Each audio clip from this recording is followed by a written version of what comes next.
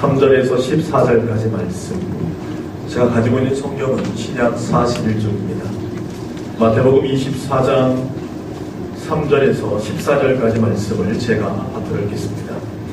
예수께서 감람산 위에 앉으셨을 때에 제자들이 조용히 와서 이르되 우리에게 이르소서 어느 때에 이런 일이 있겠사오며 또 주의 임하심과 세상 끝에는 무슨 징조가 있사오리까. 예수께서 대답하여 이르시되 너희가 사람의 미혹을 받지 않도록 주의하라. 많은 사람이 내 이름으로 와서 이르되 나는 그리스도라 하여 많은 사람을 미혹하리라. 난리와 난리의 소문을 듣겠으나 너희는 삼가 두려워하지 말라. 이런 일이 있어야 하되 아직 끝은 아니니라. 민족이 민족을 나라가 나라를 대적하여 일어나겠고 곳곳에 기근과 지진이 있으리니 이 모든 것은 재난의 시작이니라. 그때 이 사람들이 너희를 혼란에 넘겨주겠으며 너희를 죽이리니 너희가 내 이름 때문에 모든 민족에게 미움을 받으리라. 그때에 많은 사람이 실족하게 되어 서로 잡아주고 서로 미워하겠으며 거짓 선지자가 많이 일어나 많은 사람을 미혹하겠으며 불법이 성함으로 많은 사람의 사랑이 식어지리라. 그러나 끝까지 견디는 자는 구원을 얻으리라. 이 천국 복음이 모든 민족에게 증언되기 위하여 온 세상에 전파되리니 그제야 끝이 오리라. 아멘. 기도하겠습니다. 살아계신 아버지 하나님, 이 시간 하나님의 말씀 듣기를 소원합니다.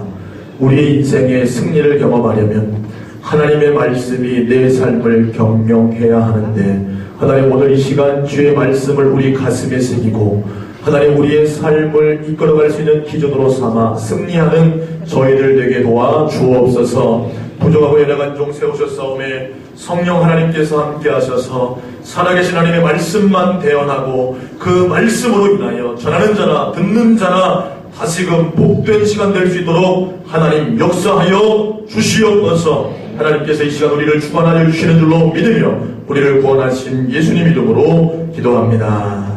아멘. 여러분 제가 여러분 축복할 때 아멘 하시면 하나님께서 여러분의 삶을 그렇게 이끌어 가실 줄로 믿습니다. 여러분 행복하십시오. 성령 충만하십시오. 주님 오심을 기다리는 여러분 되시기를 주님의 이름으로 축원합니다. 우리는 지금 대림절 절기를 보내고 있습니다. 그래서 오늘이 대림절 세 번째 주일입니다.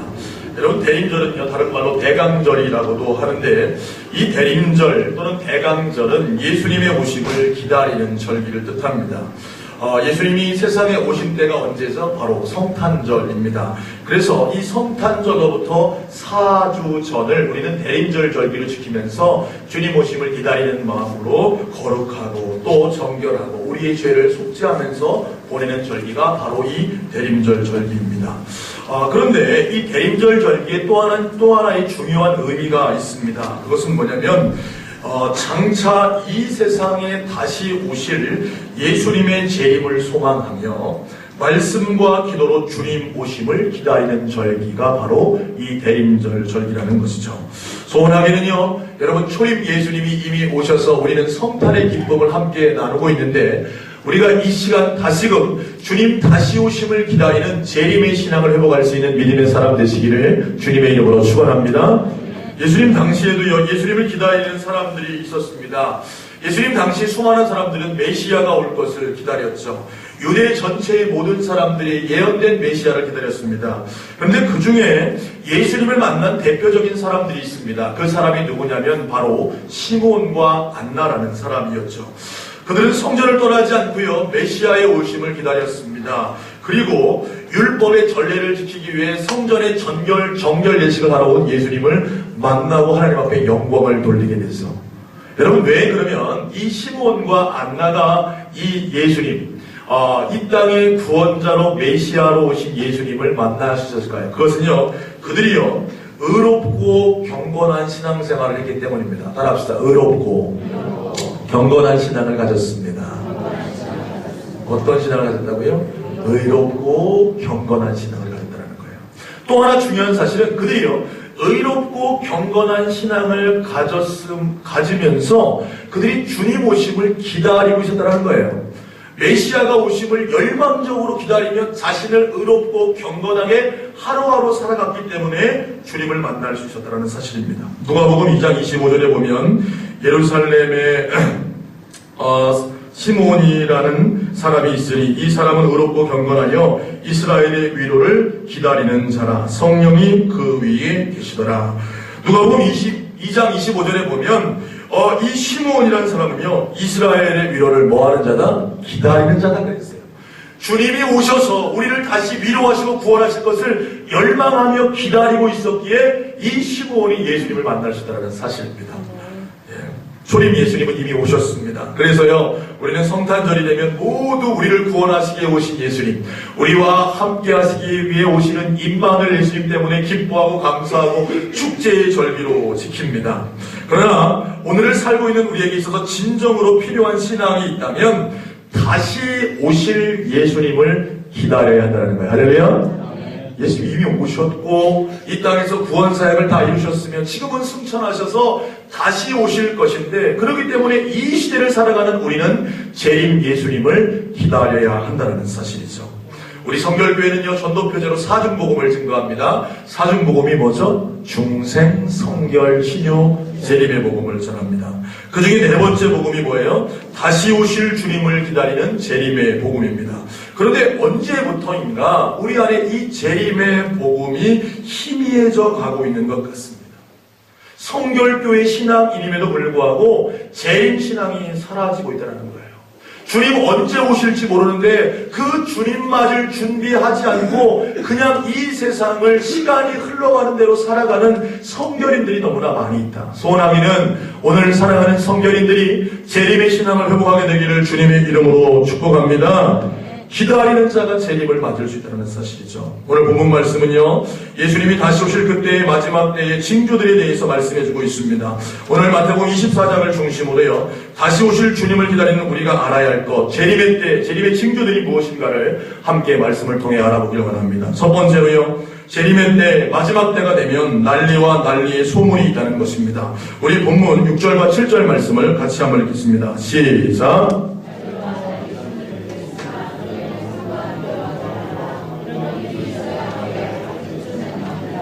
민족이 민족을, 나라가 나라를 대적하여 일어나겠고 곳곳에 기근과 지진이 있으리니. 아멘. 오늘 본문 말씀에 보면요, 제자들이 감람산에서 예수님께 질문을 하는 거예요. 예수님, 주님의 임하심과 세상 끝에는 어떤 징조가 있겠습니까?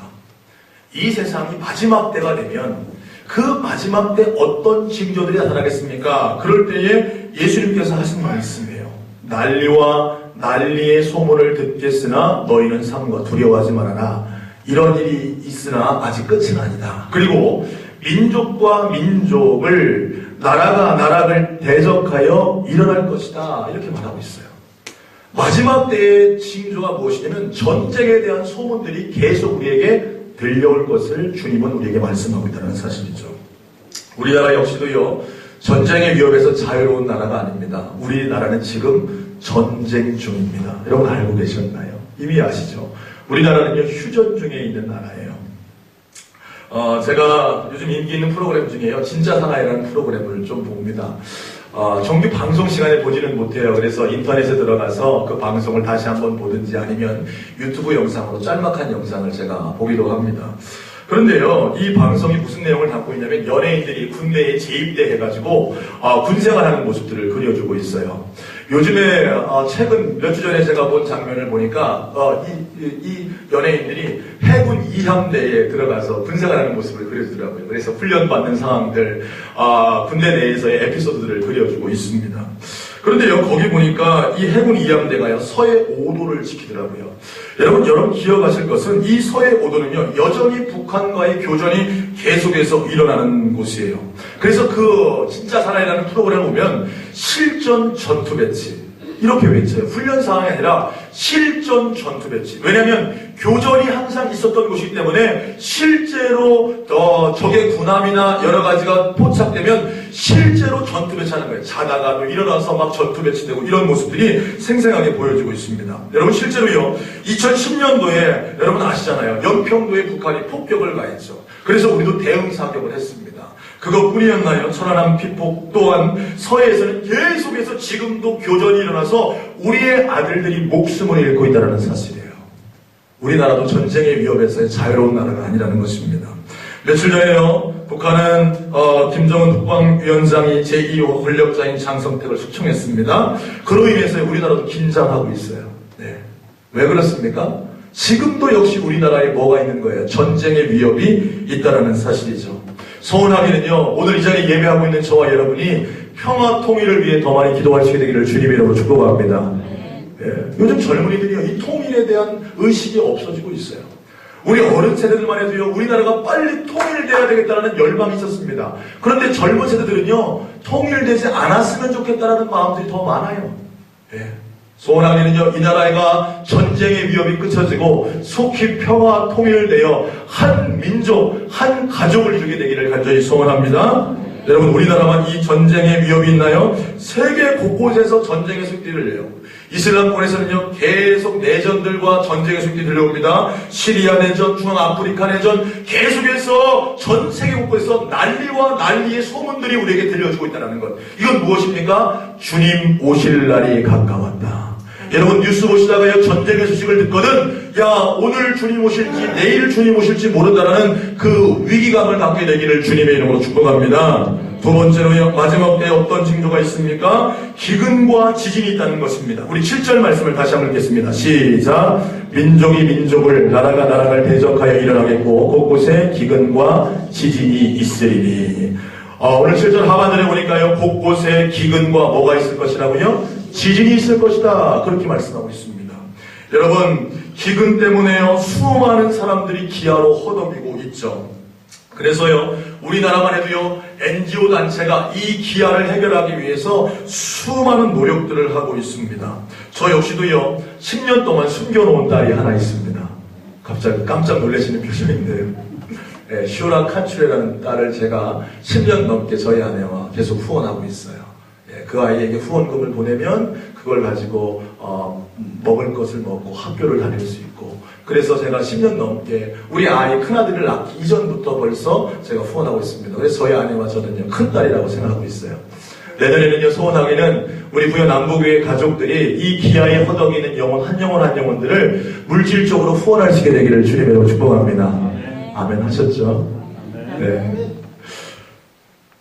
기아에 허덕이고 있어요.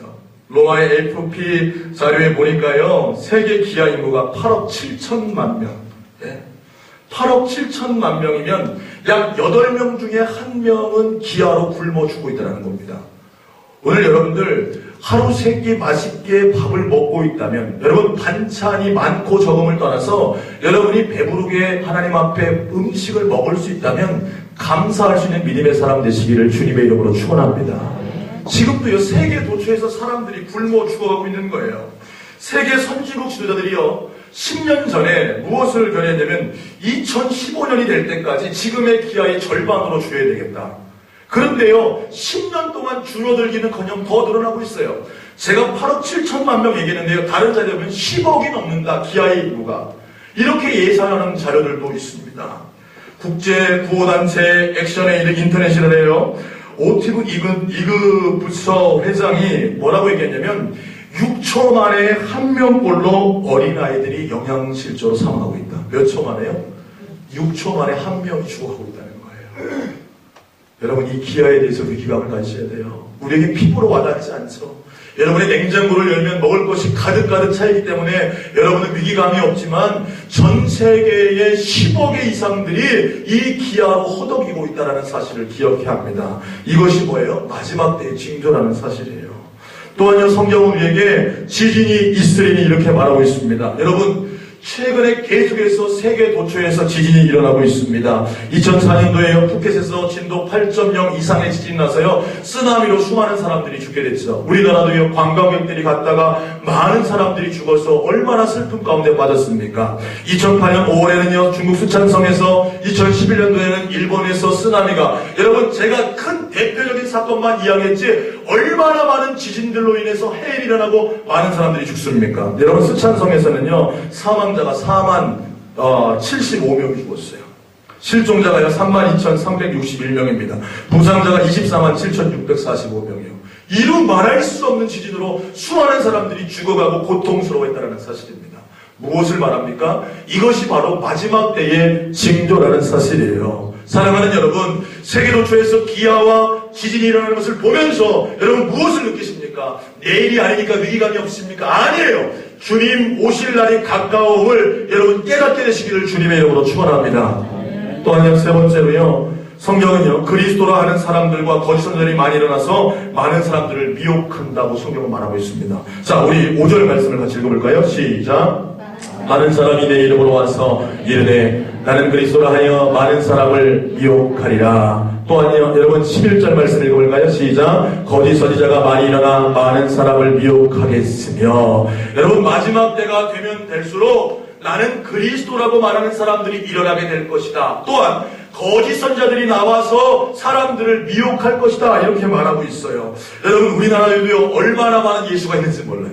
얼마나 많은 하나님이 있는지 모릅니다. 여러분 자신이 재림주라고 얘기했던 문선명 씨 얼마 전에 어떻게 됐습니까? 죽었죠. 자기가 참 하나님이고 참 부모고 재림주라고 말했는데요 얼마 전에 세상을 떠났어요. 거짓 그리스도였습니다. 여러분 지금요 신천지가 이 나라를 온통 시끄럽게 하고 있어요. 네? 교회를 시끄럽게 하고 있습니다. 우리 교회는 신천지가 없으시죠? 신천지 계시면 일어나서 나가시길 바랍니다. 네. 그런데요 그 이만희 씨 신천지의 교주인 이만희가 뭐라고 얘기하냐면 내가 보혜사다. 뭐라고요? 보혜사. 보혜사는요 두 분밖에 없어요. 예수 그리스도와 성령님밖에 보혜사가 될 수 없습니다. 그런데 자신이 친히 보혜사가 돼서 내가 보혜사다 거짓으로 사람들에게 내가 그리스도라고 가르치고 있습니다. 여러분 이것이 지금 마지막 때의 징조라는 거예요. 그런데 얼마나 많은 사람들이 이곳에 미혹되는지 몰라요. 신천지에 미혹되고 기존의 성도들이 교회에서 불만을 띠고 이단에 빠진지 몰라요. 그래서 가정이 무너지고 저들의 모든 관계가 깨어지고 지금 이 시대가 그런 시대라는 거예요. 더 안타까운 것은요 최근에 한기총이 자꾸요 이단으로 정죄했던 자들을 자꾸 이단 해체를 하고 있어요. 그래서 얼마 전에 다락방 유광수 씨도 이제 이단이 아니다 그랬고 또 여러 이단 단체들이 이단 해체를 선언해요. 그래서 한국교회가 지금 혼란스러워하고 있습니다. 도대체 누가 이단이냐 누가 이단이 아니냐 이것 때문에 너무나 사람들이 혼란스러워하고 미혹되고 있어요. 왜 그렇습니까? 이것이 마지막 때의 징조라는 거예요. 여러분 기억하세요. 수많은 이단들이 존재하고 수많은 이단들이 여러분을 미혹한다는 거 무엇 때문에 그렇습니까? 그것이 바로 주님 오실 날이라는 것을 우리에게 보여주고 있다는 사실이에요. 소원하기는요 오늘 예배하고 있는 저와 여러분이 미혹되지 않게 되기를 주님의 이름으로 축복합니다. 미혹되지 말아야 돼요. 이단자들은 계속 여러분을 미혹할 것입니다. 여러분의 교회 문제 있지, 니네 목사님 이렇지, 니네 교회 성도들 이렇지, 이게 봐, 이 복음이 떠난 거다. 이 개신교가 복음이 떠난 거야. 우리 교회 와 진짜 말씀 있어. 이러면서 성경 공부하자 하면 가야 돼요? 말아야 돼요? 말아야 돼요. 네, 말아야 됩니다. 여러분 이단의 특징이 있어요. 어떻게 하냐면 개인적으로 성경 공부하자고 그래요. 소원하게는요 개인적으로 성경 공부하자는 분들이 있다면 저한테 신고하시기를 바랍니다. 성경 공부 어디서 해야 돼요? 따라합시다. 교회에서 성경 공부하자. 저희 교회에서도 그래서 제자훈련하고 있습니다. 목요일 저녁마다 제자훈련하고 있어요. 이제 거의 종강 때가 왔습니다. 또 이 길을 내년에 제가 시작하려고 하고 있습니다. 여러분들 다 오셔서 말씀으로 양육받고 훈련받으시기를 주님의 이름으로 축복합니다. 왜 미혹돼요? 말씀의 기준이 없으니까 미혹되는 겁니다. 말씀으로 훈련되지 않으니까 여러분들이 현혹되는 거예요. 여러분이 말씀의 기초를 잘 세우면 아무리 거짓 선자들이 여러분에게 와도 흔들리지 않는 믿음을 갖게 되는 줄로 믿으시길 바랍니다. 여러분 그러니까 말씀 공부해야 돼요? 안 해야 돼요? 하셔야 됩니다. 제가 새가족반도 열 거고요. 또한 제자훈련도 계속해서 열 것입니다. 여러분들 오셔서 말씀으로 다져져서 미혹되지 않게 되기를 주님의 이름으로 축복합니다. 이것이 마지막 때의 징조라는 거예요. 그런데 중요한 것은 이 재림의 때는요 아무도 모른다는 거예요. 한번 따라하겠습니다. 재림의 때는 아무도 모르고 아버지만 아신다. 여러분 죽음과 재림은 공통점이 있습니다. 죽음과 재림은 반드시 우리에게 온다는 거예요. 따라합시다. 죽음과 재림은 반드시 우리에게 온다. 여러분 이 자리에요 다 순서대로 오셨어요. 그렇죠? 우리 어른들로부터 젊은이에게까지 순서대로 오셨어요. 그런데 가는 순서는 있습니까? 없습니까? 가는 순서는 없어요. 우리 지금 머리가 하얗신 우리 권사님들 앉아서 예배하고 있는데 우리 권사님들이 하나님 나라 먼저 가라는 법이 있습니까? 없습니까? 없어요. 우리 권사님들 건강하게 오래 사시기를 축복합니다. 네. 젊은 사람이라고 더 오래 살아는 법이 있어요? 없어요? 없어요. 누가 먼저 갈지 몰라요. 그럼 무엇입니까? 우리가요 알아야 할 것은 누군가 우리에게는 죽음과 재림이 반드시 닥쳐오는데 그때가 언제인지는 아무도 모른다는 거예요. 우리가 죽음을 안다면 우리는 이렇게 살지 않을 것입니다. 여러분 또한 기억할 것은요, 우리는요 죽음과 재림을 향해 달려가고 있다는 거예요. 할렐루야. 여러분 죽음의 시간이 계속 가까워오고 있어요. 마찬가지로요 재림의 시간이 여러분에게 가까이 오고 있다는 거예요. 성경은요 이 재림의 시간, 죽음의 시간이 가까워오는데 그런데 이때를 안다 모른다 아무도 모른다라고 말씀하고 있어요. 그래서요 마태복음 24장 36절 말씀 이렇게 말하고 있습니다. 우리 좀 넘겨서요 36절 말씀 같이 한번 읽어볼까요? 시작. 그러나 그날과 그때는 아무도 모르나니 하늘의 천사들도 아들도 모르고 오직 아버지만 아시느니라. 아멘. 우리는 징조를 통해서 재림의 때가 가까워오는 것을 알고 느끼고 있습니다. 저는요 매일같이 위기감이 있어요. 야 주님 언제 오실까? 지금 이 세상에 돌아가는 것을 볼 때에 주님 오실 날이 너무나 가까웠는데 주님 언제 오실까? 그런데 그때와 그 시는 안다 모른다 모른다고 성경은 말하고 있어요. 누군가 여러분에게요 재림의 때가 이때입니다, 재림의 날이 이날이라고 말하면 그 사람은요 거짓이에요. 그날은 절대로 안 옵니다. 왜요? 하나님께서 분명히 성경에 그때와 그 시는 아무도 모른다고 말씀했기 때문에 날을 정하면 그날은 안 오세요. 제가 예언하기는요 날이 정해진 날은 안 온다는 겁니다. 할렐루야. 그때와 그 시는 아무도 모르고 누구만 아신다? 하나님 아버지만 아신다. 그래서 우리에게 필요한 것이 무엇입니까? 주님 오실 날을 기다리면서 깨어 준비해야 한다는 거예요. 따라합시다. 깨어서 주님 오실 날을 기다리자. 준비하자. 할렐루야. 오늘 예배하고 있는 저와 여러분이요 시몬과 안나처럼 깨어서 주님 오실 날을 기다리고 준비해야 한다는 거예요. 그래서요 여러분 마태복음 24장을 넘어가서 25장에 보면 두 가지 비유가 나오는데 열처녀의 비유가 나오고 또한 그 달란트의 비유가 나옵니다. 이것은요 재림의 신앙을 살아가는 자들에 대한 비유를 주님께서 하고 있다는 거예요. 열처녀의 비유는 무엇을 말하고 있습니까? 예수님이 다시 오실 것인데 준비되지 않은 다섯 처녀는 주님 맞을 수 없다.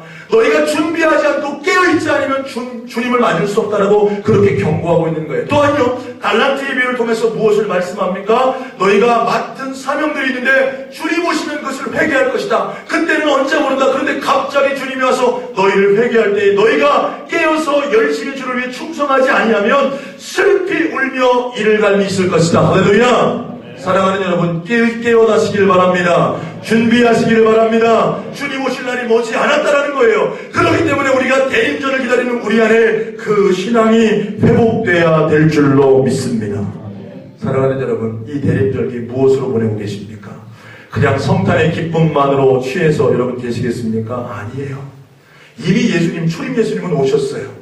그리고 지금 그 예수님은 승천하셔서 다시 우리의 구원을 완성시키기 위해 재림을 준비하고 있습니다. 우리는 초림 예수님을 기다리는 게 아니에요. 성탄절을 기다리는 게 아닙니다. 우리는 재림 예수님을 다시 기다리는 줄로 믿으시길 바랍니다.